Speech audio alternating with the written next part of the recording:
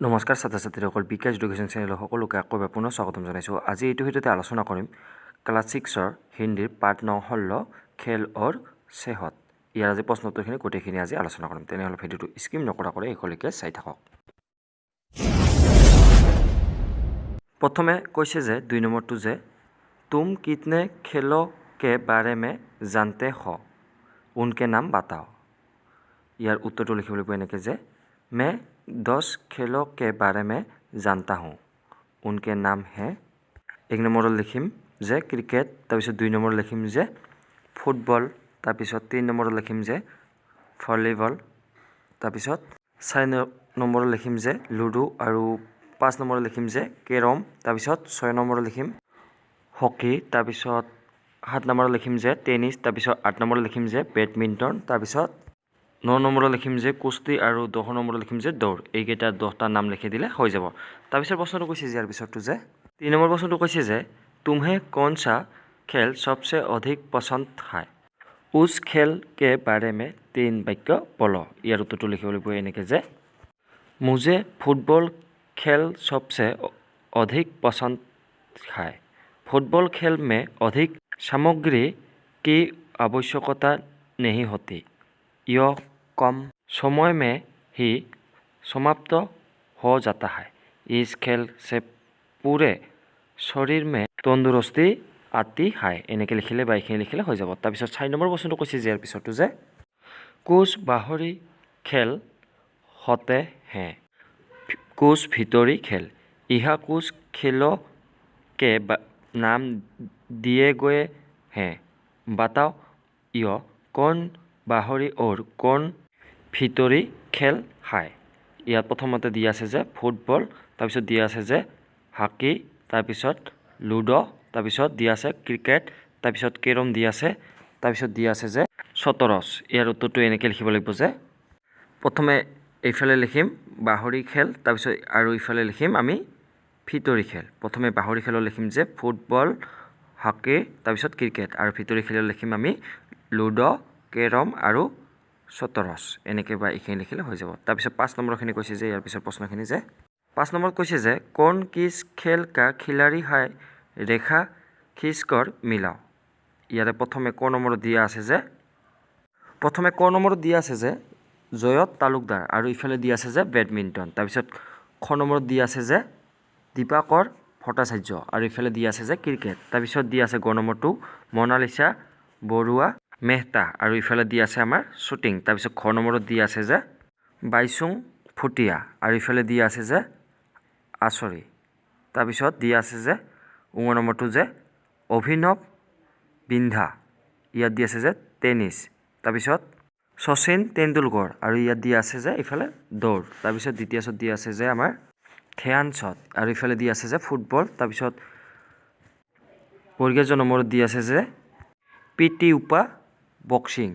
তাৰপিছত 6 নম্বৰটো দিয়া আছে যে শিৱ থাপা, এইটো দিয়া আছে ইফালে হকী। ইয়াৰ উত্তৰকেইটা এনেকৈ হ'ব যে মিলালে প্ৰথমে ক নম্বৰটো দিয়া আছে যে জয়ন্ত তালুকদাৰ, এইটো প্ৰথমে মিলাই দিয়া আছে যে আচৰি। তাৰপিছত খ নম্বৰটো দিয়া আছে যে দীপাকৰ ভট্টাচাৰ্য, এইটো হ'ব ইয়াত মিলাই দিম যে বেডমিণ্টন। তাৰপিছত গ নম্বৰটো দিয়া আছে যে মনালিছা বৰুৱা মেহতা, এইটো হ'ব টেনিছ। তাৰপিছত খ নম্বৰটো হ'ব বাইচুং ফুটিয়া, এইটো হ'ব ফুটবল। তাৰপিছত 9 নম্বৰটো দিয়া আছে যে অভিনৱ বিন্ধা, এইটো হ'ব শ্বুটিং। তাৰপিছত প্ৰথম 6 নম্বৰটো দিয়া আছে যে শচীন তেণ্ডুলকৰ, এইটো হ'ব ক্ৰিকেট। তাৰপিছত দ্বিতীয় 6 নম্বৰটো দিয়া আছে যে ধ্যানচাঁদ, এইটো হ'ব হকী। তাৰপিছত বৰ্গীয় নম্বৰটো দিয়া আছে যে পিটি উষা, এইটো হ'ব দৌৰ। তাৰপিছত 6 নম্বৰটো দিয়া আছে যে আমাৰ শিৱ থাপা, এইটো হ'ব বক্সিং। এনেকৈ মিলাই দিলে বা এইখিনি মিলাই দিলে হৈ যাব। তাৰপিছত 6 নম্বৰ প্ৰশ্নখিনি কৈছে যে ইয়াৰ পিছৰখিনি যে 6 নম্বৰত কৈছে যে উত্তৰ দ। ইয়াৰে ক নম্বৰ প্ৰশ্নটো কৈছে যে অধিক দেৰ তক টিভি দেখনে से क्या नुकसान होता है। ইয়াৰ উত্তৰটো লিখিব লাগিব এনেকৈ যে অধিক দেৰ তক টিভি देखने से सेहत और समय का नुकसान होता है। এনেকৈ লিখিলে হৈ যাব। তাৰপিছত খ নম্বৰ প্ৰশ্নটো কৈছে যে ইয়াৰ পিছত খ নম্বৰটো খেলনে কে क्या क्या फायदा है। ইয়াৰ উত্তৰটো লিখিব লাগিব যে এনেকৈ যে খেল से अनेक लाभ है, खेल हमारे शरीर और मन दोनों को स्वच्छ और निरोग रखता है। इसे मनोरंजन और आनंद भी मिलता है। এনেকৈ বা এইখিনি লিখিলে হৈ যাব। তাৰপিছত গ নম্বৰ প্ৰশ্নটো কৈছে যে ইয়াৰ পিছৰটো যে डॉक्टर और वैज्ञानिक क्या मानते हैं। ইয়াৰ উত্তৰটো লিখিব লাগিব যে डॉक्टर और वैज्ञानिक मानते हैं कि जो व्यक्ति रोज खेलते और शोर करते हैं उन्हें कोई बीमारी आसानी से नहीं पकड़ सकती। এনেকৈ বা এইখিনি লিখিলে হৈ যাব। তাৰপিছত খ নম্বৰ প্ৰশ্নটো কৈছে যে ইয়াৰ পিছৰটো যে शरीर को स्वस्थ रखने के लिए क्या जरूरी है।